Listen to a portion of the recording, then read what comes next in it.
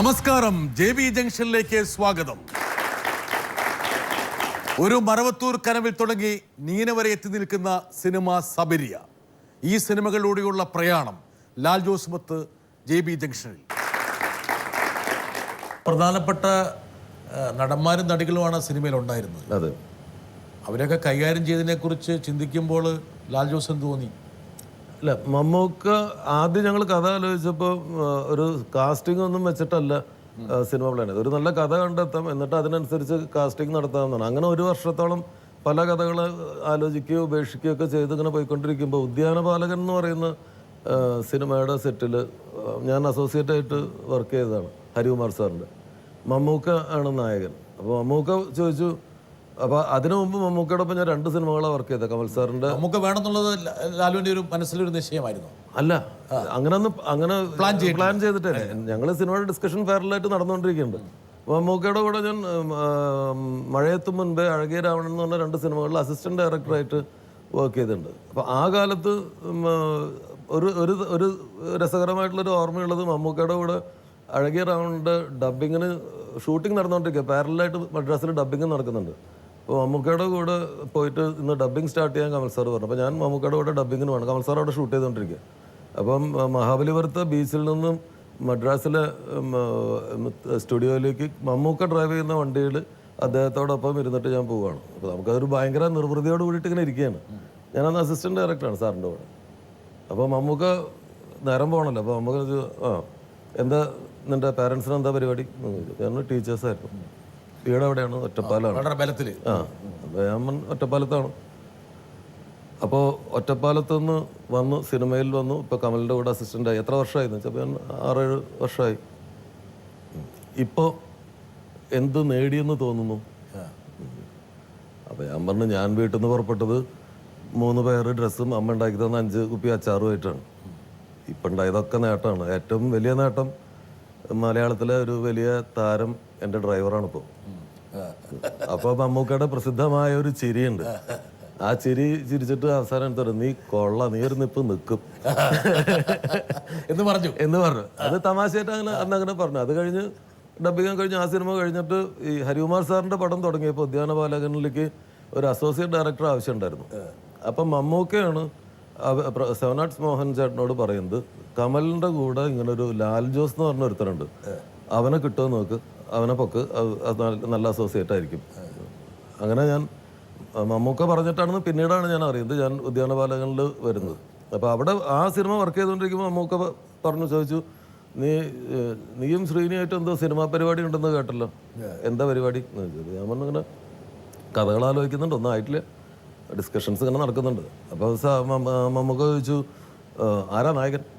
ഞാൻ നായകനൊന്നും ഫിക്സ് ചെയ്തിട്ടില്ല, ഇത് കഥ റെഡി ആകുമ്പോൾ നായകന് കഥാപാത്രത്തിൻ്റെ ചായയുള്ള ഒരാളെ കാസ്റ്റ് ചെയ്യണം, അത്രേ വിചാരിച്ചിട്ടുള്ളൂ. അപ്പോൾ നിന്റെ നായകൻ എൻ്റെ ചായ ആണെങ്കിൽ ഞാൻ അഭിനയിക്കാം. അപ്പോൾ അവന് വേണ്ടാന്ന് പറഞ്ഞു. അപ്പോൾ മമ്മൂക്ക പെട്ടെന്ന് ഷോക്ക്ഡായി പോയി. മമ്മൂക്ക പറഞ്ഞു, അതെന്താ ഞാൻ പറഞ്ഞു, ഒന്നുമില്ല, ആദ്യത്തെ സിനിമയാണ്, എനിക്ക് ഈ പണി അറിയുമെന്ന് എനിക്ക് തന്നെ ഉറപ്പില്ല. ഈ മമ്മൂക്ക ഒക്കെ വന്നിട്ട് പല ഒരാൾ വന്നു കഴിഞ്ഞാൽ ഞാൻ ചിലപ്പോൾ നെർവസ് ആവും.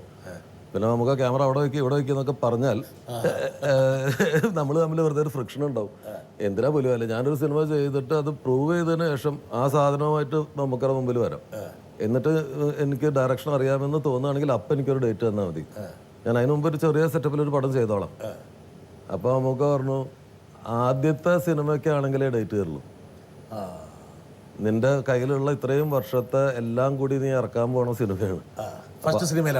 അപ്പൊ അത് കഴിഞ്ഞാൽ പിന്നെ അത് തൊട്ടിട്ടുള്ള നിന്റെ പരിപാടികളാണ് അടുത്ത സിനിമകളിൽ വരിക. ഇത് നിന്റെ ഇതുവരെയുള്ള ജീവിതമാണ് ഇതിൽ നീ ഇൻവെസ്റ്റ് ചെയ്യാൻ പോകുന്നത്.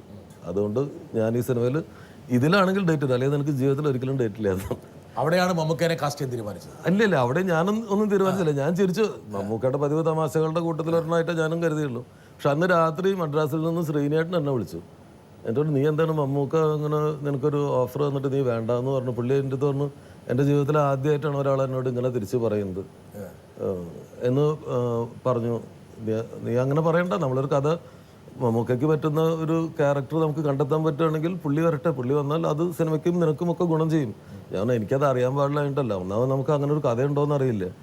രണ്ടാമത് ആദ്യത്തെ സിനിമയിൽ തന്നെ വന്നിട്ട് വെറുതെ കുഴപ്പമാക്കണം. അതെ, ഈ പറഞ്ഞ ക്യാമറ അവിടെ വെക്കണം എന്ന് പറഞ്ഞുള്ള പേടിയാണ്. അപ്പം പക്ഷേ ലാലു അതൊരു ഒരു മുഴം മുമ്പാകെ എറിഞ്ഞതാണോ? അങ്ങനെയല്ല, പക്ഷെ ഞാൻ സ്വപ്നത്തിൽ പോലും വിചാരിച്ചിട്ടില്ല. നിഷ്കളങ്കമായി പറഞ്ഞാണ് അതെ, ഞാൻ സ്പോണ്ടേനിയസ് ആയിട്ട് ജോലിക്ക് ഒരു കംഫർട്ട് കിട്ടുക എന്നുള്ള പ്രധാനമാണ്. വലിയ അധികാരിമാർ വന്നു കഴിഞ്ഞാൽ സ്വാഭാവികമായിട്ടും ഒരു പ്രശ്നമുണ്ട്. അതെ, എനിക്കുള്ളൊരു വലിയ പ്രശ്നം ഒരാളോട് ഒന്നിൽ തവണ എനിക്കൊരു കാര്യം ആവശ്യപ്പെടാൻ പറ്റില്ല, അല്ലെങ്കിൽ പറയാൻ പറ്റില്ല. അപ്പം രണ്ടാമത്തെ മൂന്നാമത്തെ എത്തുമ്പോഴേക്കും ഞാൻ ചെറിയൊരു അപകർഷതാബോധം ലാലുവിനെ വിടാതെ പിടികൂടിക്കൊണ്ടിരുന്നു. അപകർഷതാബോധം എല്ലാ കാലത്തും ഉണ്ട്. ഓരോ ചെറിയൊരു വലിവ് ഇടിച്ചു കയറാനൊരു വൈമുഖ്യം, ഉൾവലിവ് എല്ലാ കാലത്തും ഉണ്ട്. കോളേജ് പഠിക്കുന്ന സമയത്ത് ഈ മീശന്റെ അടി വരാത്തിന്റെ പ്രശ്നം അത് പിന്നീട് ഉടനീളം കുറെ കാലത്ത് നോക്കി. അപ്പോൾ ഈ മറവത്തൂർ കനവ് എന്ന് പറഞ്ഞ കഥ ശരിക്കും പറഞ്ഞാൽ ഞങ്ങൾ ആദ്യം ശ്രീനേട്ടനായിട്ട് ആദ്യം ഡിസ്കസ് ചെയ്ത് ഉപേക്ഷിച്ചൊരു കഥയായിരുന്നു. മമ്മൂക്ക വന്നപ്പോഴാണ് അത് വീണ്ടും ചെയ്യാമെന്ന് തിരിച്ചു പോകുന്നത്. ഈ മമ്മൂട്ടി ഈ കോഴിയുടെ പുറകേക്ക് ഓടിക്കാൻ അതെങ്ങനെ സാധിച്ചു? മമ്മൂക്ക ആ സീൻ എടുക്കുമ്പോൾ എനിക്ക് പേടിയുണ്ടായിരുന്നു അത് പറയാൻ. പക്ഷെ മമ്മൂക്ക പറഞ്ഞോ കോഴിക്ക് പകരം വല്ല പുലിയോ വല്ല ആനയോ വല്ലോ ആണെങ്കിൽ ഞാൻ മമ്മൂക്കയെ പോലെ കൂടിയാണ്. അല്ലല്ല, മമ്മൂക്ക ഭയങ്കര സെൻസിബിൾ ആയിട്ടുള്ള ഭയങ്കര കീൻ ഒബ്സർവേഷൻ ഉള്ള ഒരാളാണ്. അപ്പം ആ സീൻ എടുത്തതിന് ശേഷം മമ്മൂക്ക പിന്നീട് വേറെ ആരോടോ പറഞ്ഞു എന്ന് ഞാൻ അറിഞ്ഞു. ആ സീൻ എങ്ങനെ വേണമെങ്കിലും ചെയ്യാവുന്നൊരു സീനാണ്. വളരെ സിമ്പിളായിട്ട് പിടിക്കുന്നതെന്ന് തുടങ്ങാൻ വേണമെങ്കിൽ, അല്ലെങ്കിൽ പിടിച്ചു കഴിഞ്ഞ കോഴിയുടെ വോയിസിൽ നിന്നൊക്കെ തുടങ്ങാവുന്നൊരു സീനാണ്.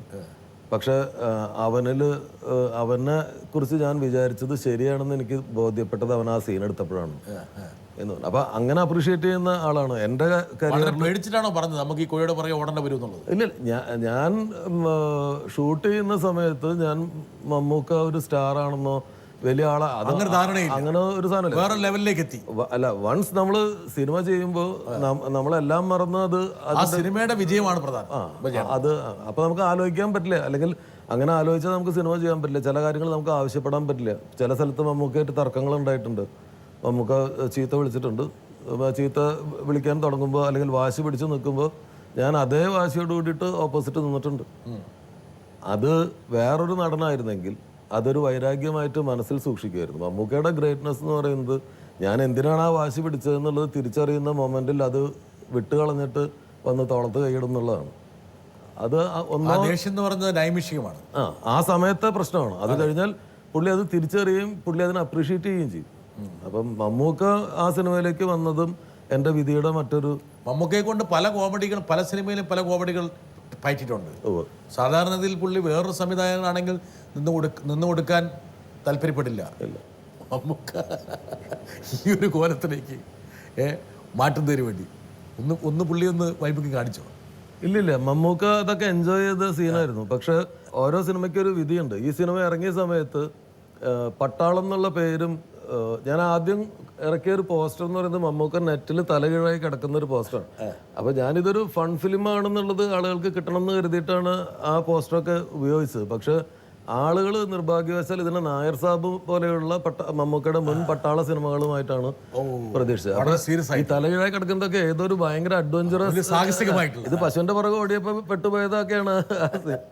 അവർക്ക് പ്രേക്ഷകർക്ക് അതൊരു ഭയങ്കര ഷോക്കായിരുന്നു. മമ്മൂക്കയെ പോലെ ഒരാളെ കൊണ്ട് ഞാനിത് ജയിച്ചു എന്ന് പറഞ്ഞ് അന്ന് മമ്മൂട്ടി ഫാൻസ് അസോസിയേഷൻ്റെ ആളുകൾ പെട്ട ഒരാൾ ചാവക്കാട് അസോസിയേഷൻ്റെ ആരാണ് എൻ്റെ വീട്ടിലേക്ക് വിളിച്ചു. എൻ്റെ മോൾക്കന്ന് 4 വയസ്സാണ്, ചെറിയ മോൾക്ക്.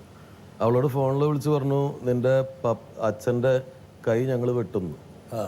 മമ്മൂട്ടിയെ പോലെ ഒരു മഹാനടനെ കോമാളിയാക്കി എന്നുള്ളതാണ് പുള്ളിയുടെ പ്രശ്നം. അങ്ങനെ പിന്നെ മോള് എന്നെ വീടിന് പുറത്തേക്ക് വിടില്ല, പപ്പ സിനിമയ്ക്ക് പോകണ്ട, വീട്ടിൽ നമുക്ക് ഊണ് കഴിച്ച് സുഖമായി ജീവിക്കാം എന്ന് പറയായിരുന്നു. അപ്പൊ അത്രയും വലിയ തിക്തമായിട്ടുള്ള തിരിച്ചടി എനിക്ക് കിട്ടിയ ഒരു സിനിമയായിരുന്നു പട്ടാളം. പക്ഷെ പട്ടാളം ഇപ്പൊ ടി വിയിൽ വരുമ്പോ ആളുകൾ അത് എൻജോയ് ചെയ്യും. അതിനെന്തായിരുന്നു കുഴപ്പമെന്ന് ചോദിച്ചു.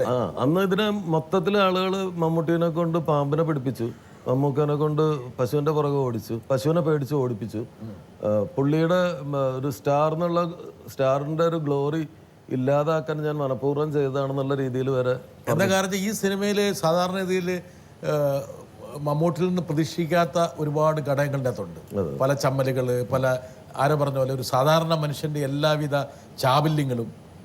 ഞാൻ മീശമാധവൻ എന്ന് പറഞ്ഞൊരു സിനിമ കഴിഞ്ഞിട്ട് ചെയ്യുന്ന സിനിമയെ പെട്ടാണ്. അപ്പം ഞാൻ ആഗ്രഹിച്ച് മമ്മൂക്കനെ അതുവരെ കണ്ടിട്ടില്ലാത്ത ഒരു നോർമൽ ഒരു ആളായിട്ട് അദ്ദേഹത്തിൻ്റെ സ്റ്റാർഡം ഉപയോഗിക്കുന്നതോടൊപ്പം തന്നെ അദ്ദേഹത്തിൻ്റെ ഒരു രസകരമായിട്ടുള്ളൊരു മനുഷ്യനെയും കൂടിയും പ്രസന്റ് ചെയ്യണമെന്ന് വിചാരിച്ചു. പിന്നെ മമ്മൂക്കായ്ക്ക് ഒരു സംശയം ഉണ്ടായോ, ഇത് എന്നെ കുഴപ്പത്തിൽ കൊണ്ട് അടിക്കാൻ വേണ്ടിയാണോ? അല്ലല്ല, അത് ചെയ്തുകൊണ്ടിരുന്ന സമയത്ത് പുള്ളി ഭയങ്കരമായിട്ട് എൻജോയ് ചെയ്തു. പക്ഷെ റിലീസിന് ശേഷം പുള്ളി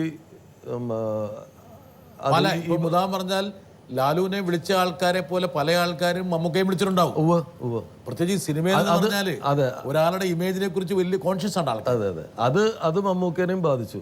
അത് കുറച്ചു കാലം എന്നോടൊരു പിണക്കം സൂക്ഷിക്കുന്ന ലെവലിലേക്ക് പോയി. അത് ഞങ്ങൾ തമ്മിൽ പിന്നെ കണ്ടാൽ ഞാൻ പുള്ളിയുടെ കാണുമ്പോൾ ഒഴിഞ്ഞു പോയി നടക്കും. കാരണം അത് എത്ര കാലം നീണ്ടു നിന്നു ആ ഒരു പിണക്കം? ശരിക്കും പറഞ്ഞാൽ പിന്നീട് ഞങ്ങൾ തമ്മിലൊരു സിനിമ ഉണ്ടാകുന്നത് 10 വർഷത്തിന് ശേഷം. 10 വർഷം അത് നീണ്ടു നിന്നു. പട്ടാളം എന്ന് പറഞ്ഞ സിനിമയ്ക്ക് ശേഷം മമ്മൂക്കയും ഞാനുമായിട്ടൊരു സിനിമ ചെയ്യുന്നത് ഇമാനുവലാണ്. കൃത്യം 10 വർഷത്തിന് ശേഷം. അതിനിടയിൽ നിങ്ങൾ തമ്മിൽ എന്തെങ്കിലും പാലം വിടാൻ വേണ്ടിയിട്ടുള്ള ശ്രമങ്ങൾ ഉണ്ടായിരുന്നു? ഇല്ല. അല്ലല്ല, ഞങ്ങൾ തമ്മിൽ കാണാറുണ്ട്. പക്ഷെ ആ പറഞ്ഞ അതിന്റെ ഒരു വിടവ് അത് എനിക്ക് തോന്നുന്നത് അത് കൂടുതൽ എനിക്കായിരുന്നു. ഞാൻ പറഞ്ഞില്ല, എനിക്ക് പുള്ളിനെ ഫേസ് ചെയ്യാൻ ഒരു മടി. ഞാൻ ഭയങ്കര സ്ട്രെയിൻ എടുത്ത് ചെയ്ത സിനിമയായിരുന്നു പട്ടാളം. അതൊരു 100-നടുത്ത് ദിവസങ്ങൾ ഷൂട്ട് ചെയ്തു. ഏറ്റവും ഡീറ്റെയിൽഡ് ആയിട്ട് എല്ലാ കാര്യങ്ങളും ഒന്നാമത് RAF എന്ന് പറഞ്ഞ സംഭവത്തെക്കുറിച്ച് ആളുകൾക്ക് അറിയില്ലായിരുന്നു. RAF കോഴിച്ചെന്ന എന്ന് പറയുന്ന സ്ഥലത്ത് ഉള്ളതാണ്. ആ RAF ഗ്രൂപ്പ് അവിടെ വരുമ്പോൾ ആ ഗ്രാമീണർ പട്ടാളം വരാൻ പാടില്ല എന്ന് പറഞ്ഞിട്ട്, പട്ടാളം വന്നു കഴിഞ്ഞാൽ സ്ത്രീകളെ ബലാത്സംഗം ചെയ്യും, സ്വൈരജീവിതം നശിപ്പിക്കുന്നൊക്കെ പേടിച്ചിട്ട് ഈ പട്ടാളം വരരുതെന്ന് പറഞ്ഞിട്ട് ഈ കോഴിച്ചെന്നയിലെ ജനങ്ങൾ പ്രക്ഷോഭം നടത്തിയിരുന്നു. പിന്നീട് 10 വർഷത്തിന് ശേഷം കോഴിച്ചെന്നയിൽ നിന്ന് ഈ പട്ടാള യൂണിറ്റ് പോകുമ്പോൾ അവർ പോവരുതെന്ന് പറഞ്ഞിട്ട് അവിടെ സത്യാഗ്രഹമായിരുന്നു. ഈ പട്ടാളക്കാർ അവിടെ ചെയ്തുകൊണ്ടിരുന്നത് അവിടുത്തെ വീട്ടിലെ ജലക്ഷാമമുള്ള ഏരിയയാണ്. കല്യാണം ഉണ്ടാകുമ്പോൾ കല്യാണത്തിന് വെള്ളം കൊണ്ടുവന്ന് കൊടുക്കുന്നത് പട്ടാളക്കാരാണ്. അവിടെ പേപ്പട്ടി ഇറങ്ങിക്കഴിഞ്ഞാൽ അതിനെ തല്ലിക്കൊല്ലാൻ ഇറങ്ങുന്നത് ഈ പട്ടാളക്കാരാണ്. ഒരു ബസ് അപകടം അല്ലെങ്കിൽ റോഡ് അപകടം ഉണ്ടായിക്കഴിഞ്ഞാൽ ആദ്യം എത്തുന്നത് ഈ പട്ടാളക്കാരാണ്. അപ്പോൾ അങ്ങനൊരു അത് രാജീവ് ഗാന്ധിയുടെ ഒരു സ്വപ്നമായിരുന്നു. RAF ഫ്രണ്ട്ലി മിലിറ്ററി എന്ന് പറയുന്ന റാപ്പിഡ് ആക്ഷൻ ഫോഴ്സ്, ജനങ്ങളുമായിട്ട്. അപ്പോൾ അത് നമ്മുടെ ആളുകൾക്ക് അറിയില്ലായിരുന്നു. ലാലു, അത് ഒരുപക്ഷെ അത് ഈ പറഞ്ഞ പോലെ ഒരു ജീവിതത്തിൻ്റെ ഒരു പരിച്ഛേദത്തെയാണ് നിങ്ങളൊരു സിനിമയിലേക്ക് ആവാഹിക്കാൻ ശ്രമിച്ചത്. അതിൻ്റെ ആ ഗ്രാമത്തിൻ്റെ നൈർമല്യങ്ങളും അതിൻ്റെതായ എല്ലാ ചിഹ്നങ്ങളും ഉണ്ട്.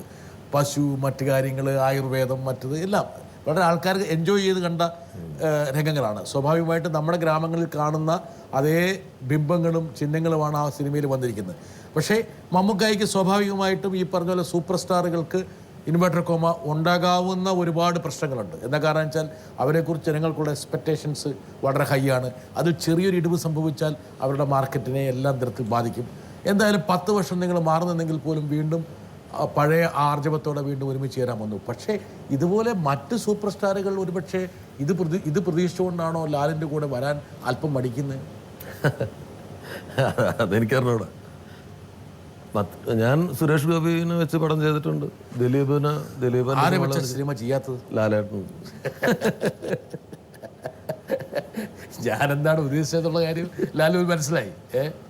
അതായത് ഇത്രയും സിനിമകൾ മലയാള സിനിമയ്ക്ക് പ്രദാനം ചെയ്ത ലാൽ ജോസ് എന്നുള്ള ഹിറ്റ് മേക്കർക്ക് മലയാളത്തിലെ ഒരുപക്ഷെ മമ്മൂക്കയുടെ ഒപ്പം തന്നെ നിൽക്കുന്ന മറ്റൊരു സൂപ്പർ സ്റ്റാർ ഇതുവരെ ഒരു അവസരം നൽകിയിട്ടില്ല. അല്ലെങ്കിൽ ലാലു ആ സൂപ്പർ സ്റ്റാറിന് അവസരം നൽകിയിട്ടില്ല. ഏതുവാണെങ്കിൽ പോലും നിങ്ങൾ തമ്മിൽ ചേർന്ന ഒരു സിനർജി ഇതുവരെ ഞങ്ങൾ കണ്ടിട്ടില്ല.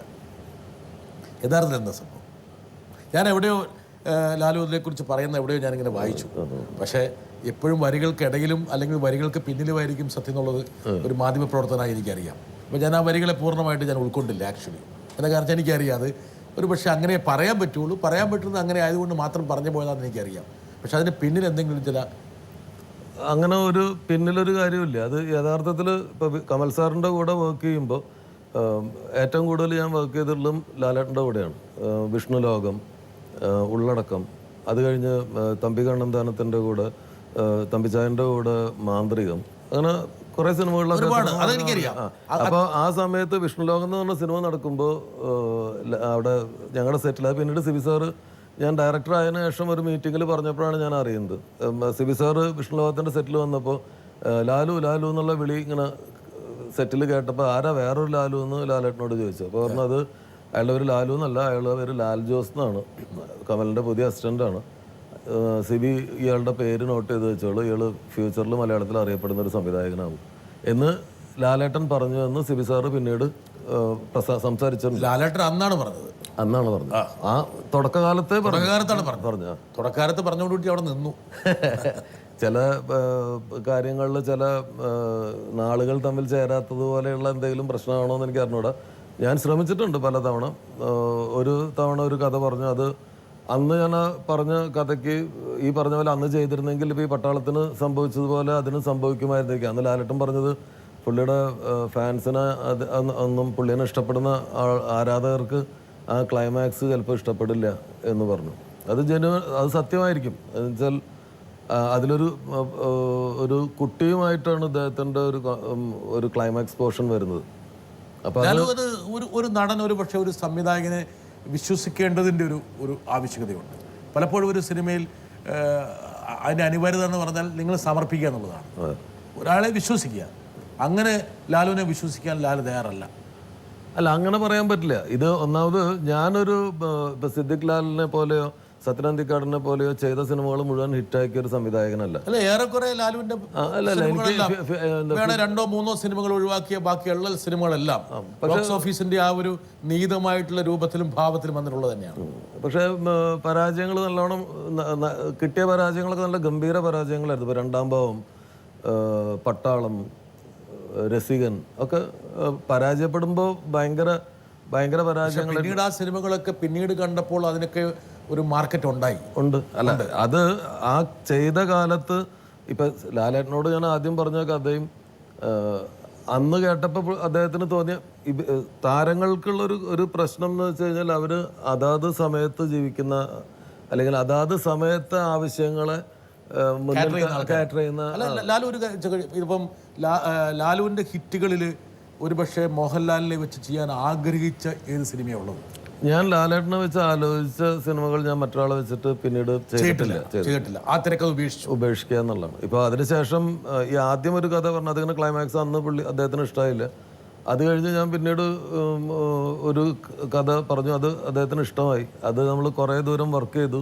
ഒരു 2 or 3 തവണ മാറ്റി എഴുതിയിട്ടുള്ള ഒരു തിരക്കഥ ഉണ്ടായി. കസിൻസ് എന്നായിരുന്നു ആ സിനിമയുടെ പേര്. അതിൽ പൃഥ്വിരാജും ഉണ്ടായിരുന്ന ഒരു റോളിൽ. അതും ലാസ്റ്റ് മൊമെന്റിൽ എത്തിയപ്പോൾ അത് നടക്കാതെ പോയി. അതിൽ പിന്നെ പ്രൊഡക്ഷൻ ചെയ്യാൻ തീരുമാനിച്ചിരുന്ന ആളുടെ കുറെ. അതായത് ലാലു വളരെ മഹാനായ ഒരു നടനാണ്. പക്ഷേ എങ്കിൽ പോലും വലിയൊരു ദീർഘകാലത്ത് ഒരുപാട് അമാനുഷിക കഥാപാത്രങ്ങളെ ചുമ്മാ ഇങ്ങനെ ചെയ്ത് ഒരുപാട് പേരുദോഷം ഉണ്ടാക്കിയൊരു നടൻ കൂടിയാണ്. പക്ഷെ അത്തരത്തിലുള്ള സിനിമകൾ ഇൻഡിസ്ക്രീറ്റായിട്ട് യാതൊരു വിവേചനമില്ലാതെ ചെയ്യാൻ യാതൊരു മടിയും കാണിക്കാത്ത ലാൽ ജോസിനെ പോലെ ഒരു പരിണതപ്രജ്ഞനായിട്ടുള്ള ഒരു സംവിധായകൻ്റെ മുമ്പിൽ ഒരു തിരക്കഥയുടെ ഊടും ഭാവും അളക്കേണ്ട കാര്യം എന്തായിരുന്നു? അത് വേറെ എന്തെങ്കിലും കെമിസ്ട്രിയുടെ ഒരു അഭാവമുണ്ടോ? ഇല്ലില്ല. അത് എനിക്ക് തോന്നുന്നത് എക്സ്പെക്ടേഷൻസ് ആണ്. ഇപ്പോൾ അപരിചിതനായിട്ടുള്ള ഒരാൾ അല്ലെങ്കിൽ ഒരു പുതിയ സംവിധായകൻ വരുമ്പോൾ അദ്ദേഹം അതിൻ്റെ ഒപ്പമുള്ള മറ്റു ഘടകങ്ങളൊക്കെ ആയിരിക്കും നോക്കുന്നത്. അതിൻ്റെ നിർമ്മാതാവ് ചിലപ്പോൾ അദ്ദേഹത്തിൻ്റെ സുഹൃത്തായിരിക്കും. നേരത്തെ അദ്ദേഹം കമ്മിറ്റ് ചെയ്തിട്ടുള്ള ഒരു പ്രൊഡ്യൂസർ ആയിരിക്കും. അപ്പോൾ അയാൾ കുറേ കഥകളും കുറേ സംവിധായകരെയും കൊണ്ട് അദ്ദേഹത്തിൻ്റെ മുമ്പിൽ ഇരുന്നിട്ട് ഒന്നും നടക്കാതെ അവസാനം ഒരു തിരക്കേടില്ല എന്ന് തോന്നുന്നൊരു സ്ഥലം, എന്നാൽ ശരി എന്തെങ്കിലും ആവട്ടെ എന്ന് പറഞ്ഞിട്ട് അദ്ദേഹം ചെയ്യുന്നുണ്ട്. അദ്ദേഹം ഈ സൗഹൃദങ്ങൾക്കൊക്കെ വലിയ വില കൊടുക്കുന്ന ഒരാളാണ്. സൗഹൃദങ്ങളിലൊക്കെ അഭിരമിക്കുന്ന ഒരാളാണ്. അപ്പം എന്നെ സംബന്ധിച്ചിടത്തോളം ഞാൻ വരുമ്പോൾ എനിക്ക് തോന്നുന്നത് അദ്ദേഹം പ്രതീക്ഷിക്കുന്നത് ഒരു ഭയങ്കര ഡിഫറൻ്റ് ആയിട്ടുള്ള, അദ്ദേഹത്തിനെ അത്ഭുതപ്പെടുത്തുന്ന ഒരു എക്സൈറ്റ്മെന്റ് ആഗ്രഹിച്ചിട്ടുണ്ടാവും. അത് ഞാൻ പറഞ്ഞ കഥകളിൽ അദ്ദേഹത്തിന് കിട്ടിയിട്ടില്ല. എങ്കിൽ പോലും ലാലു ഇനി തുടർന്ന് മോഹൻലാലിനെ കാസ്റ്റ് ചെയ്യുന്ന ഒരു തിരക്കഥയ്ക്ക് വേണ്ടിയിട്ട് കാതോർക്കുകയാണ്. തീർച്ചയായിട്ടും അത് ഒരു സംവിധായകന്റെ സ്വപ്നമാണ്. അദ്ദേഹത്തെ പോലെ ഒരാളുടെ കൂടെ ഒരു സിനിമയെങ്കിലും ചെയ്യാൻ എനിക്ക് അതിമോഹം. ലാലിന്റെ ബ്രദറിലോ നമ്മുടെ സുരേഷ് ബാലാജി ഒരു അഡ്വാൻസ് പേര് തന്നിരുന്നതാണല്ലേ? അത് അവർ തിരിച്ചു മേടിച്ചോണ്ട്. അതിന്റെ കാരണം എന്താ വെച്ചാല് ഇവരെല്ലാവരും വിചാരിക്കുന്നത് ഒരു കഥ ഉണ്ടാവുന്നത്. ഇപ്പൊ ഞാൻ തുടർച്ചയായിട്ട് കഴിഞ്ഞ വർഷം 3 സിനിമകൾ അടുപ്പിച്ചത്, കഴിഞ്ഞതിന്റെ മുമ്പിലത്തെ വർഷം 3 സിനിമകൾ തുടർച്ചയായിട്ടുണ്ടായിരുന്നു. ഡയമണ്ട് നെക്ലസ്, അയാൾ ഞാൻ തമ്മിൽ ഇമാനുവൽ.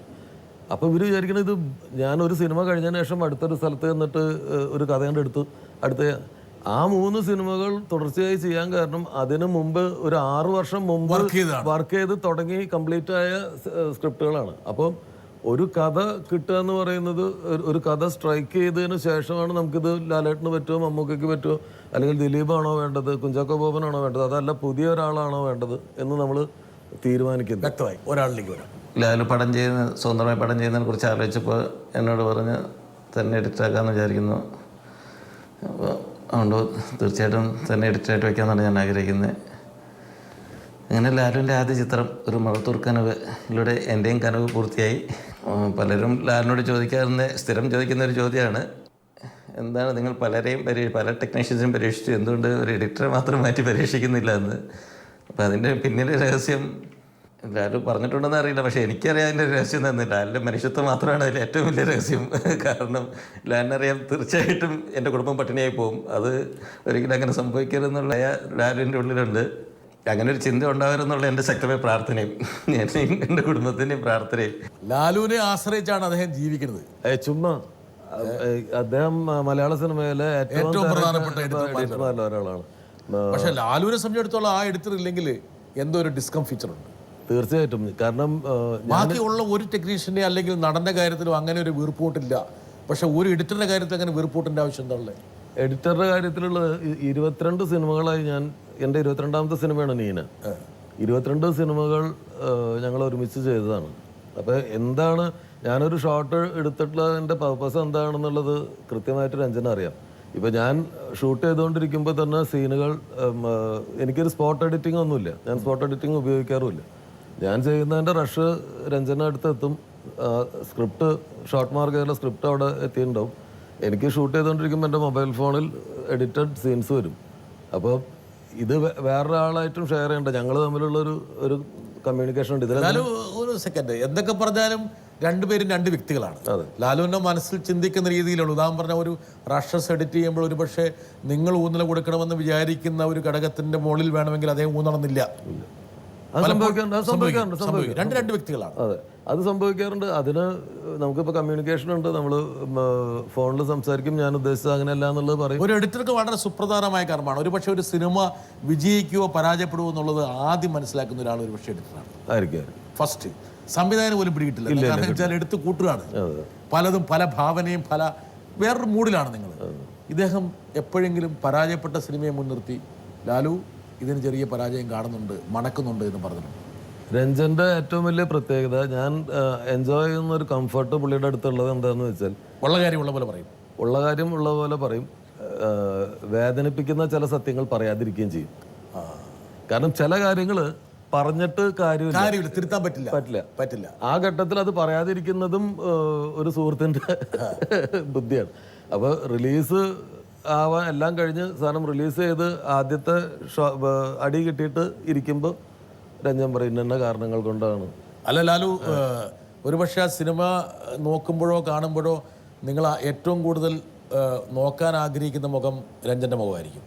ആ മുഖത്തെ ഭാവങ്ങളിൽ മിന്നിമറയുന്ന ഭാവങ്ങളായിരിക്കും സ്വാഭാവികമായിട്ടും ആ സിനിമയെ മുൻനിർത്തിയുള്ള ആദ്യത്തെ ജഡ്ജ്മെന്റ്. അതെ അതെ, ഈ രഞ്ജന്റെ മുഖത്തിന്റെ ഒരു പ്രശ്നം എന്താ വെച്ചാൽ ഫുൾ ടൈം ചിരിയാണ്, ഭയങ്കര ചിരി. ചില സീൻ കഴിഞ്ഞിട്ട് ഭയങ്കരമായിട്ട് ചിരിക്കുമ്പോൾ ഇയാളെന്തിനാ ഇയാളെന്തിനാ ചിരിക്കണതെന്നത്.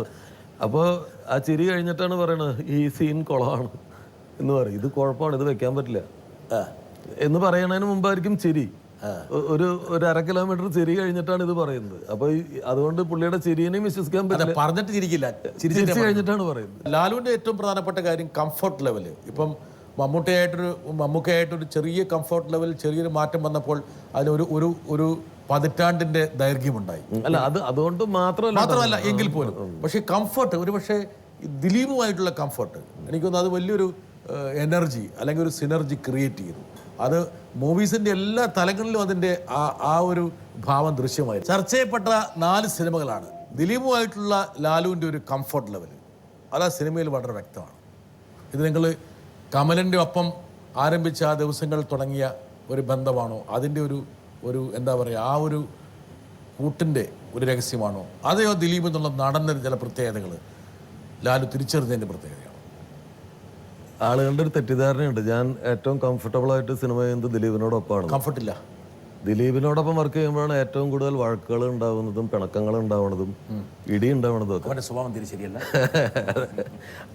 അതിന്റെ പ്രധാന കാരണം ഇപ്പൊ മമ്മൂക്കയോടൊപ്പം വർക്ക് ചെയ്യുമ്പോൾ ഒരിക്കലും ഞങ്ങൾ തമ്മിൽ ഒരു സീനിനെ കുറിച്ച് ഭയങ്കര തർക്കങ്ങളോ അല്ലെങ്കിൽ അഭിപ്രായ വ്യത്യാസങ്ങളോ ഒന്നുമില്ല. മമ്മൂക്ക കംപ്ലീറ്റ് ആയിട്ട് എന്നെ മനസ്സിലാക്കുന്ന ഒരു ആക്ടറാണ്. പുള്ളിയുടെ ചില സംശയങ്ങളൊക്കെ അതിന് കൃത്യമായിട്ട് മറുപടി ഉണ്ടെങ്കിൽ അവിടെ തീരും. പക്ഷെ ദിലീപുമായിട്ട് സിനിമ ചെയ്യുമ്പോഴത്തെ പ്രശ്നം, ദിലീപിന്റെ സിനിമയും എൻ്റെ സിനിമയും രണ്ടാണ്. ഞങ്ങളുടെ രണ്ടുപേരും ടേസ്റ്റുകൾ എൻ്റെ ഡിഫറെൻ്റ് ആണ്. ഞാൻ കാണുന്ന സിനിമകൾ, ഞാൻ വായിക്കുന്ന പുസ്തകങ്ങൾ, ദിലീപ് കാണുന്ന സിനിമകൾ, ദിലീപ് വായിക്കുന്ന പുസ്തകങ്ങൾ, ഇത് രണ്ടും പരസ്പരം അപ്പൊ ഈ പരസ്പരം രണ്ട് പോൾസാണ് ശരിക്കും. അപ്പൊ അതുകൊണ്ടായിരിക്കും ഈ ആകർഷണം ഉണ്ടായിട്ടുള്ളതെന്ന് എനിക്ക് തോന്നുന്നത്. ലാല് പറഞ്ഞ് എനിക്ക് മനസ്സിലായി. എന്താ കാരണം വെച്ചാൽ ദിലീപ് ഒരു പക്ഷേ പെട്ടെന്ന് മനുഷ്യരെ ഇളക്കാൻ പറ്റുന്ന രസകരമായിട്ടുള്ള മുഹൂർത്തങ്ങളായിരിക്കും ദിലീപിൻ്റെ മനസ്സിലുള്ളത്. രണ്ട്, ഒരുപക്ഷെ മമ്മൂക്കയേക്കാൾ കൂടുതൽ ഞാൻ എൻ്റെ അല്പം മാറി നിന്നുകൊണ്ടാണ് പലപ്പോഴും പീസാ ഗോപുരത്തിന് ചെരിവുണ്ടെന്ന് മനസ്സിലാക്കണമെങ്കിൽ അടുത്ത് നിന്നാൽ മനസ്സിലാവില്ല. അപ്പോൾ കുറച്ച് മാറി നിന്നുകൊണ്ട് എനിക്ക് നന്നായി അറിയാവുന്ന ആളെന്ന നിലയിൽ ഒരുപക്ഷെ മമ്മൂക്കയേക്കാൾ കൂടുതൽ മോഹൻലാലിനേക്കാൾ കൂടുതൽ ദീർഘദൃഷ്ടിയുള്ള ആളാണ് ദിലീപ്. ഭയങ്കര കുറച്ചുകൂടെ കാൽക്കുലേഷൻ ദിലീപിനുണ്ട്. ആ കാൽക്കുലേഷനെ അടിസ്ഥാനപ്പെടുത്തി ഒരുപക്ഷെ ആ സിനിമയിൽ കുറച്ചും കൂടി നർമ്മം അല്ലെങ്കിൽ കുറച്ചും കൂടി ചെറിയ ചെറിയ ഘടകങ്ങൾ വേണം, കുറച്ച് ഡീറ്റെയിലിംഗ് വേണം എന്നുള്ളൊരു ആഗ്രഹം ദിലീപ്. അല്ല, അങ്ങനെ ദീർഘദൃഷ്ടിയുടെ മാറിയുന്ന നോട്ടത്തിൻ്റെ ഒന്നുമല്ല. അവൻ ഭയങ്കര എന്താ പറയുക, സ്പോണ്ടേനിയസ് ആയിട്ട് ഹ്യൂമർ ഉള്ള ഒരാളാണ്. അപ്പം ചിരി വരുന്ന എന്തും സിനിമയിലേക്ക് ഗുണം ചെയ്യുള്ളൂ എന്നാണ് അവൻ വിശ്വസിക്കുന്നത്. അത് വളരെ വളരെ സത്യമായിട്ടുള്ള കാര്യമാണ് ചില സിനിമകളിൽ. ഇപ്പം ചില സിനിമകളിൽ ഇങ്ങനൊരു സാധനം ആ ക്യാരക്ടർ പറയാൻ പാടില്ല. അപ്പോൾ അത് ചിലപ്പോൾ ആളുകൾ ചിലപ്പോൾ ആ സീനിൽ അത് പറഞ്ഞാൽ ചിരിക്കുമായിരിക്കും. പക്ഷെ ആ ചിരി ടോട്ടലി ആ ക്യാരക്ടറിന്റെ ഹെൽത്തിന് നല്ലതല്ല എന്ന് വേണമെങ്കിൽ കുറച്ച് ദ്വയാർത്ഥ പ്രയോഗങ്ങളും കൂടി ആകാൻ വേണമെങ്കിൽ ആൾക്കാർ ചിരിക്കുമെങ്കിൽ എന്ന് വേണമെങ്കിൽ ദിലീപ് ചിന്തിക്കുന്നുണ്ട്. അല്ലല്ല, ദിലീപിന്റെ കാര്യത്തിൽ ദിലീപിന് ചിരി ഉണ്ടാക്കുന്ന എന്തും ചിരി ഉണ്ടായാൽ അത് വലിയ കാര്യം തന്നെയാണ്. പക്ഷെ ചില സമയത്ത് നമുക്ക് ആ സീനിൽ അത് ആവശ്യം ഉണ്ടാവില്ല. ഈ മീശവാദം തന്നെ ഒരു പക്ഷേ വേറെ ലെവലിലേക്ക് മാറിയിരുന്നെങ്കിൽ വേണമെങ്കിൽ അങ്ങ് പാടിപ്പോയതിനെ വേണം. ഒരുപക്ഷെ ഒരുപാട് മീശമാധവനേക്കാൾ അത് സംഭവിക്കുമായിരുന്നത് ചാന്തുപൊട്ടിലായിരുന്നു. ചാന്തുപൊട്ടില് ഒരു സാധാരണ സ്കിറ്റിലൊക്കെ ഒരുപാട് പേര് പ്രസന്റ് ചെയ്തിട്ടുള്ള ഒരു സാധനമാണ് ഈ ട്രാൻസ്ഫർ സ്റ്റേറ്റ് എന്ന് പറയുന്ന അവസ്ഥ. ഒരുപാട് പേര് ആ സിനിമയ്ക്ക് ആദ്യം ഒരു ഇനീഷ്യൽ പോലും കുറവായിരുന്നു. കാരണം അത്തരം ക്യാരക്ടേഴ്സിനെ സ്റ്റേജിൽ കണ്ടിട്ടുള്ള ആൾക്കാർ ഒരു 5 മിനിറ്റ് നേരത്തേക്ക് അത് ഓക്കെയാണ്, അത്തരം പ്രസന്റേഷൻ ഓക്കെയാണ്. പക്ഷെ അത് ഒരു 2.5 മണിക്കൂർ സിനിമയാവുമ്പോൾ ഇത് ഭയങ്കര റിപ്പൾസീവ് ആവാൻ സാധ്യതയുണ്ട് എന്നുള്ളത് കൊണ്ട് ആദ്യത്തെ ആഴ്ച അതിന് ആള് കുറവായിരുന്നു ചാന്തുപൊട്ട് എന്ന് പറഞ്ഞ സിനിമയ്ക്ക്. അപ്പം സിനിമ നടക്കുന്ന സമയത്ത് ദിലീപ് ഞാനും ഒരു 10 ദിവസം പരസ്പരം സംസാരിക്കില്ലായിരുന്നു ചില കാര്യങ്ങൾ. പിന്നെ ഞാൻ എൻ്റെ ചില തിരക്കുകൾ, ചിലപ്പോൾ ഇപ്പോൾ ഞങ്ങൾ ഷൂട്ട് ചെയ്തുകൊണ്ടിരിക്കുമ്പോൾ അവിടെ വർഷത്തിലൊരിക്കൽ മാത്രം സംഭവിക്കുന്ന ഒരു കാര്യം ഞങ്ങൾ ഷൂട്ട് ചെയ്യുന്ന സ്ഥലത്തുണ്ടായി. കടലിൽ നിന്ന് തിര വന്നിട്ട് ഇപ്പുറത്തെ പൊഴി എന്ന് പറയും, ഈ കടലും ഇത് ജോയിൻ ചെയ്ത സ്ഥലം. അപ്പോൾ അവിടെ വലിയൊരു ഏരിയ മണൽത്തിട്ടയാണ്, കടലും ഇതുമായിട്ട് ബന്ധമില്ല. പക്ഷെ തൊട്ടടുത്ത് ഈ പുഴ വന്ന് നിൽക്കുന്നുണ്ട്. അപ്പോൾ ഈ കടൽ തേട്ടി ഈ പുഴയിലേക്ക് വരും. അത് വർഷത്തിലൊരിക്കൽ സംഭവിക്കുന്ന ഒരു കാര്യമാണ്. അത് ഞങ്ങൾ വേറൊരു സീൻ ഷൂട്ട് ചെയ്തുകൊണ്ടിരിക്കുമ്പോൾ ആക്ടർ ആ മൂഡിൽ നിൽക്കുകയാണ്. പക്ഷെ എന്നെ സംബന്ധിച്ചിടത്തോളം ഈ സീൻ എനിക്ക് പിന്നെ ഇവന് മൂഡ് ഉണ്ടാക്കിയിട്ട് ചെയ്യാവുന്നതേ ഉള്ളൂ. ആ വിഷ്വൽ എനിക്ക് ഇനി ഒരിക്കലും കിട്ടില്ല. അത് ആ കറക്റ്റ് ഡേറ്റിന് നമ്മളവിടെ ഷൂട്ട് ചെയ്ത് അവിടെ ആ ലൊക്കേഷൻ തന്നെ വന്നതുകൊണ്ട് നമ്മളത് കണ്ടപ്പോൾ മാത്രം മനസ്സിലാക്കിയ ഒരു കാര്യമാണ്. അപ്പോൾ ഞാൻ ഈ സീൻ നിർത്തി വെച്ചിട്ട് ഡ്രസ് ചേഞ്ച് വന്നു. അപ്പോൾ അവൻ പറഞ്ഞു, എന്ത് ഭ്രാന്താണ് നീ കാണിക്കുന്നത്? ഞാൻ ഈ സീൻ ഞാൻ ഇതിൻ്റെ മൂഡിൽ നിൽക്കുകയാണ്, എൻ്റെ മൂഡ് പോകുന്നതാണ്, എനിക്കതിപ്പോൾ ചെയ്യാൻ പറ്റില്ല. അപ്പോൾ അത് ഒരു കൊല്ലത്തിലൊരിക്കലും ഉണ്ടാവുന്ന ഒരു സാധനമാണ്, നമുക്കത് സോങ്ങിലേക്ക് അത് വേണം. അപ്പോൾ രണ്ടുപേരും പെട്ടെന്ന് ഡ്രസ് ചേഞ്ച് ചെയ്തിട്ട് നേരത്തെ ചെയ്തവരുടെ കണ്ടിന്യൂഷൻ അവിടെ പോയി കിടക്കാൻ വന്നു, വെള്ളത്തിൽ പോയി. അപ്പം വിഗൊക്കെ വെച്ചിട്ടുണ്ട്. ഈ ഡ്രസ്സൊക്കെ നനഞ്ഞു കഴിഞ്ഞാൽ പിന്നെ വീണ്ടും ഇതിലേക്ക് വരാൻ ഒരുപാട് ടൈം എടുക്കും. അപ്പോൾ ദിലീപ് പ്രൊഡ്യൂസറുടെയും കൂടി സൈഡിൽ നിന്നിട്ട്, നീ എന്താ പറയണത്, ഇനി ഇത് ചെയ്ത് കഴിഞ്ഞാൽ പിന്നെ ഞാനൊരു 2-3 hours എടുക്കും തിരിച്ച് ഇത് ചെയ്യാൻ വരാൻ. ഞാൻ ആ സാറിൽ ആ 3 hours എനിക്ക് ഇമ്പോർട്ടൻ്റ് ആണ് ഈ ഒരു ഷോട്ട് വരാൻ. അപ്പോൾ നമ്മൾ നിനക്ക് ഒരു ആക്ടറുടെ സങ്കടം അറിയില്ല, എനിക്ക് ഈ ക്യാരക്ടറും ഈ സീനും കയറി നിൽക്കുകയാണ്, ആ നേരത്ത് പോയിട്ട് എനിക്ക് അത് ചെയ്യാൻ പറ്റില്ല. ഞാൻ പറഞ്ഞാൽ അതിൽ പോയിട്ട് മലന്ന് കിടന്നാൽ മതി വെള്ളത്തിൽ, അതിൽ നിന്റെ രാധ ദേഹത്തു നിന്ന് ഇറങ്ങി പോയാലും കയറി വന്നാലും ഒന്നും എനിക്ക് പ്രശ്നമില്ല, നീ പോയി കിടന്നാൽ മതി, കിടക്കാൻ പറഞ്ഞാൽ കിടക്കുക. അപ്പോൾ അത് അവസാനം പിന്നെ എൻ്റെ അടുത്ത സ്റ്റേജ് വയലൻസ് ആണെന്ന് ദിലീപിന് അറിയാം. എനിക്ക് എൻ്റെ അതാ പ്രശ്നം. ഞാൻ 2 തവണ ഒരാളോട് ഒരു കാര്യം പറഞ്ഞ് മൂന്നാമത്തത് പിന്നെ എൻ്റെ എല്ലാ കൺട്രോളും പോകും. ലാലു അങ്ങനെയാണോ? അങ്ങനെ നിങ്ങളെ കാണാൻ വലിയൊരു സമാധാന പ്രിയനെ പോലെ. സമാധാനപ്രിയനാണ്, അതുകൊണ്ടാണ് നമ്മൾ കൂടുതൽ വർത്താനം പറയാത്തത്. പ്രശ്നമുണ്ടാവുന്ന സ്ഥലത്ത് നിന്ന് ഒഴിഞ്ഞു മാറി പോക്കാണ്, അല്ലാതെ അവിടെ നിന്നുകൊണ്ട് എനിക്ക് സമാധാനം കീപ്പ് ചെയ്യാൻ പറ്റില്ല. സമാധാനം കീപ്പ് ചെയ്യുന്നതിന്റെ ഭാഗമായിട്ട് ആ സ്ഥലം വിടാം, രംഗം വിടാം. അപ്പൊ അങ്ങനെ ആ സീൻ എടുത്തു. പക്ഷെ അതിനുശേഷം ദിലീപ് പിന്നെ കുറെ ദിവസങ്ങളോളം എന്നോട് മിണ്ടിയില്ല. അവനൊരു ആക്ടറുടെ വേദന അറിയില്ല എന്നൊക്കെ പറഞ്ഞിട്ട് അപ്പൊ അസോസിയേറ്റ് വഴിയാണ് ഞങ്ങൾ തമ്മിൽ സംസാരിക്കുക, നേരിട്ട് അങ്ങനത്തെ കാര്യമാണ്. പക്ഷെ കുറെ കഴിയുമ്പോ അറിയാതെ അതങ്ങനെ ഇല്ലാണ്ടാവുന്ന എനിക്കറിയാം. ഇതുപോലെയുള്ള ഒരുപാട് പിണക്കങ്ങൾ അങ്ങനെ ഉപ്പുകല്ല് വെള്ളത്തിൽ വീണ അലിഞ്ഞു പോണ പോലെ അലിഞ്ഞു പോവും. പക്ഷെ ദിലീപിന് പിന്നീട് സിനിമ കാണുമ്പോൾ അത് മനസ്സിലാവും. ദിലീപിന് അപ്പം തന്നെ അറിയാം ഇതെന്തെങ്കിലും കാര്യമില്ലാണ്ട് ഇവനത് പറയില്ല എന്നൊക്കെ അറിയാം. പക്ഷെ നിങ്ങൾ ഒരുമിച്ച് കളിച്ചു വളർന്ന ആൾക്കാരാണ്. എന്താ കാരണം വെച്ചാൽ ഈ അസിസ്റ്റന്റ് ഡയറക്ടേഴ്സ് എന്ന് പറഞ്ഞാൽ സ്വാഭാവികമായിട്ടും അങ്ങോട്ടും ഇങ്ങോട്ടും തമാശയും അതിൻ്റെതായ, അപ്പോൾ ആ ഒരു സംഭവം സ്വാഭാവികമായിട്ട് പിന്നീട് ലാലു ഒരു ഡയറക്ടറും അദ്ദേഹം ഒരു നടനുമാകുമ്പോൾ അതിന് ചില അനുരണങ്ങൾ ഉണ്ടാവില്ലേ? വെച്ചാൽ നിങ്ങൾ പറയും അതൊരിക്കലും ഉണ്ടായിട്ടില്ല. വെച്ചാൽ എനിക്ക് തോന്നുന്നു ഞങ്ങൾ ഫ്രണ്ട്സിനേക്കാൾ കൂടുതൽ എന്നെ ഒരു എൽഡർ ബ്രദറായിട്ടാണ് ദിലീപ് കണക്കാക്കിയിട്ടുള്ളത്. ഞാൻ അവനെ ഒരു അനിയനായിട്ടാണ് കണ്ടിട്ടുള്ളത്. അവൻ്റെ അച്ഛൻ ജീവിച്ചിരിക്കുന്ന കാലത്ത് അച്ഛനും അവനും തമ്മിൽ വഴക്കുണ്ടാവുമ്പോൾ അച്ഛൻ അവസാനം പറയുന്നത് എന്താ വെച്ചാൽ അവൻ വരട്ടെ. അപ്പൊ മൂത്ത മകൻ ഞാനാണെന്നാണ് പറയാ. ദിലീപ് പറയും നീയാ മൂത്തവൻ, ഞാൻ പറഞ്ഞിട്ട് കേൾക്കണില്ലേ നീ പറഞ്ഞു. ദിലീപിന്റെ പലതരത്തിലുള്ള മേക്ക് ഓവേഴ്സ് ഉദാഹരണം പറഞ്ഞാൽ ഇപ്പം ചാന്ത് പൊട്ടിൽ ഒരുപക്ഷെ ദിലീപ് എടുത്ത വലിയ റിസ്ക്കാണ്. പക്ഷെ ആ ഒരു കഥാപാത്രം ദിലീപിന് ഇനിയും ഏത് മലയാള സിനിമയുടെ ചരിത്രം എപ്പോഴെഴുതിയാലും ദിലീപിനെ അവിടെ സ്മരിക്കും. അത് അത്രത്തോളം മേക്കവറാണ്. അതുപോലെ ഈ മീശമാധവനിൽ പക്ഷേ ദിലീപിന് വലിയ ബ്രേക്ക് കിട്ടിയെന്ന് മാത്രമല്ല, ദിലീപിൻ്റെ രൂപത്തിനനുസരിച്ച് വ്യത്യസ്തമായിട്ടുള്ള ഒരു വേഷമായിരുന്നു. പക്ഷേ എന്തുകൊണ്ടും അതങ്ങ് ചേർന്നു. ഞാൻ ഉദ്ദേശിച്ചാൽ ദിലീപ് എന്നുള്ള കഥാപാത്രത്തിൻ്റെ വീരശൂര പരാക്രമങ്ങളും കാര്യങ്ങളെല്ലാം ഒരുപക്ഷെ വേറൊരു നടനെ വേണമെങ്കിൽ ചിന്തിക്കാമായിരുന്നാണ്.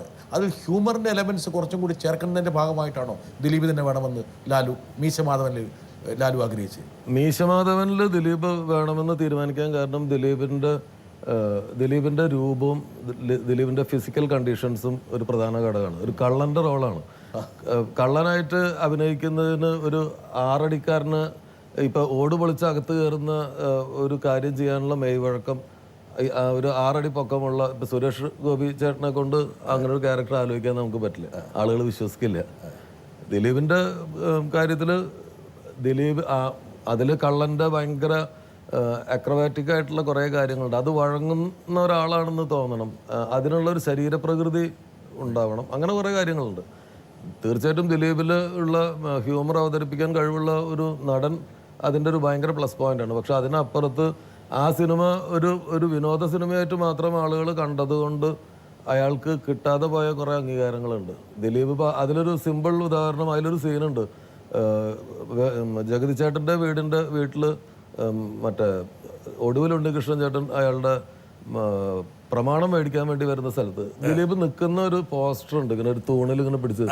അങ്ങനെ ഭയങ്കര സട്ടിലായിട്ടുള്ള ആ ക്യാരക്ടറിന്റെ ഒരുപാട് മാനറിസങ്ങൾ ഒരു ക്യാരക്ടറിന്റെ ആത്മാവ് കണ്ടറിഞ്ഞ അയാൾ അഭിനയിച്ചതാണ്. പക്ഷെ ഞാനും ദിലീപും കൂടി ചെയ്യുന്ന ഒരു സിനിമയിൽ ദിലീപിന് ഒരിക്കലും അംഗീകാരങ്ങൾ കിട്ടില്ല. കാരണം ഇതെന്തോ ഒരു കമേഴ്ഷ്യൽ മിക്സ്ചർ ഞങ്ങൾ രണ്ടുപേരും കൂടി വളരെ എളുപ്പത്തിൽ മാറിയിരുന്ന് അടിച്ചുണ്ടാക്കിയതാണെന്നാണ് എനിക്ക് തോന്നി. ആ സിനിമയിൽ എൻ്റെ ഒരു മനസ്സിൽ ജഗതിയുടെ ഒരു വല്ലാത്തൊരു പ്രകടനമുണ്ട്. ആ പ്രകടനമാണ് ഒരുപക്ഷെ ഈ പറഞ്ഞ ദിലീപിന് കിട്ടേണ്ടിയിരുന്ന വളരെ മൈന്യൂട്ടായിട്ടുള്ള ചില ഘടകങ്ങൾ ശ്രദ്ധിക്കേണ്ടിയിരുന്നത് ഒരുപക്ഷെ ശ്രദ്ധിക്കപ്പെടാതെ പോകാൻ വഴിവെച്ചത്. ശരീരം മുഴുവൻ അഭിനയിക്കുക എന്ന് പറയുന്ന ഒരു കാര്യം ആ സിനിമയിൽ അവൻ ചെയ്തിട്ടുണ്ട്. ബോഡി മുഴുവൻ ഇൻവോൾവ് ചെയ്തിട്ടുള്ള, അപ്പൊ നേരത്തെ കണ്ട സീനിൽ ആ പുറം ചൊറിയാൻ പറഞ്ഞിട്ടുള്ള ബോഡിയുടെ പോസ്റ്റർ, അങ്ങനെ കുറേ സട്ടിൽ എലമെന്റ്സ് ഉണ്ട്. അതൊക്കെ കാണാതെ പോയി. ചാന്തുപൊട്ട് എന്ന് പറഞ്ഞ സിനിമ പിന്നീട് അത് മിമിക്രി ആണെന്ന് പറഞ്ഞിട്ട് അതിനൊരു സ്റ്റേറ്റ് അവാർഡ് നിഷേധിച്ചു. അങ്ങനെ കുറേ കാര്യങ്ങൾ, കുറേ നിർഭാഗ്യങ്ങൾ ഒരു ആക്ടർ എന്നുള്ള നിലയിൽ ദിലീപിന് ഉണ്ടായിട്ടുണ്ട്. പക്ഷേ മീശമാധവൻ ദിലീപിൻ്റെ പിന്നീടുള്ള ഒരുപക്ഷെ സിനിമ സബരിയിൽ ഒരുപാട് സിനിമകളും കോൾ ഷീറ്റുകളും വാങ്ങിക്കൊടുത്തു. അല്ല, ദിലീപിന് സൂപ്പർ താരമെന്ന് വിളിച്ചത് മീശമാധവൻ. ഒരു ബ്രേക്ക് ഉണ്ടായിക്കൊടുത്തു. അതെ, ഒരാൾ വരാൻ വേണ്ടി ആഗ്രഹിക്കുന്നു, വരട്ടെ. നമ്മൾ ഒരുമിച്ച മീശമാധവൻ ഒരു മെഗാ ഹിറ്റായി. അത് 10-12 വർഷം കഴിഞ്ഞു. അപ്പോൾ ഇന്നും കാണും നമ്മൾ വീണ്ടും എന്താ അതിൻ്റെ സെക്കൻഡ് പാർട്ട് ആലോചിക്കാത്തതെന്ന് പലരും ചോദിക്കുന്നു അതിൻ്റെ ഒരു സെക്കൻഡ് പാർട്ട് പ്രതീക്ഷിക്കാമോ, ഉണ്ടെങ്കിൽ നിർമ്മാതാവ് ഞാനും സുബേറും തന്നെ ആവുമോ? പൈസ വരാന്ന് വിചാരിച്ചിട്ട് കേട്ടാ മീശമാധവന് സെക്കൻഡ് പാർട്ട് ഉണ്ടാവില്ല. എന്നെ സംബന്ധിച്ചിടത്തോളം മീശമാധവൻ ഒരു കംപ്ലീറ്റ് ആയ സിനിമയായിരുന്നു, കംപ്ലീറ്റ് ഫിലിമാണ്. അവിടെ അവസാനിച്ചു. ഇപ്പൊ മീശമാധവന് കുറെ പ്രായമായി, നന്നായി ജീവിക്കണ്ടാവും. പക്ഷേ പിന്നെ ദിലീപിന്റെ രൂപത്തിനും ഭാവത്തിനൊന്നും വലിയ മാറ്റമില്ല. അല്ല, ആ കഥ ഒരു മിസ്സിംഗ് ഒരു പക്ഷേ ജഗതിയായിരിക്കും. എനിക്ക് തോന്നിയിട്ടുള്ളത് ഈ സീക്വൽസ് ഉണ്ടാവുമ്പോൾ ഇപ്പോൾ CBI ഡയറിക്കുറിപ്പ് എന്ന് പറഞ്ഞ സിനിമ, അത് നമ്മൾ അഭിമാനത്തോടു കൂടിയിട്ട് നമ്മുടെ പുതിയ തലമുറയിലെ പിള്ളേരോട് പറയും, പണ്ട് മമ്മൂക്ക ഒരു ക്യാരക്ടർ ചെയ്തിട്ടുണ്ട്, സേതുരാമയ്യർ എന്ന് പറഞ്ഞൊരു ക്യാരക്ടർ, അതൊരു കിടിലൻ ക്യാരക്ടറാണ്. അപ്പോൾ അവർ പറയും, ഞങ്ങൾക്കറിയാം, അവർ പറയുന്നത് ഏറ്റവും അവസാനം ഇറങ്ങിയ CBIയുടെ 5ാം പതിപ്പിനെ കുറിച്ചാണ്. ഒരു ചരിത്രം ചിലപ്പോൾ ഇല്ലാണ്ടാവും, ഒരു ഒരു ഒരു ഒരു കൾട്ട്. മീശമാധവൻ 2 വന്നാൽ മീശമാധവൻ ഒന്നില്ലാതാവും. ലാലുവിന് അങ്ങനെ ഒരു വിശ്വാസമില്ല. 1, 2, 3, 4, 5 മീശമാധവന്റെ കാര്യത്തിലില്ല. അത് ബാക്കി സിനിമകളുടെ കാര്യത്തിലുണ്ട്. ഒരു എന്നെ സംബന്ധിച്ചിടത്തോളം ഒരു സിനിമ പൂർത്തിയാവുന്നതോടുകൂടി അതുണ്ടാക്കിയ ഒരാവേശവും അതുണ്ടാക്കിയ ഒരു ത്രില്ലും നഷ്ടപ്പെട്ടു കഴിഞ്ഞു. പിന്നെ ചർവിത ചർവണ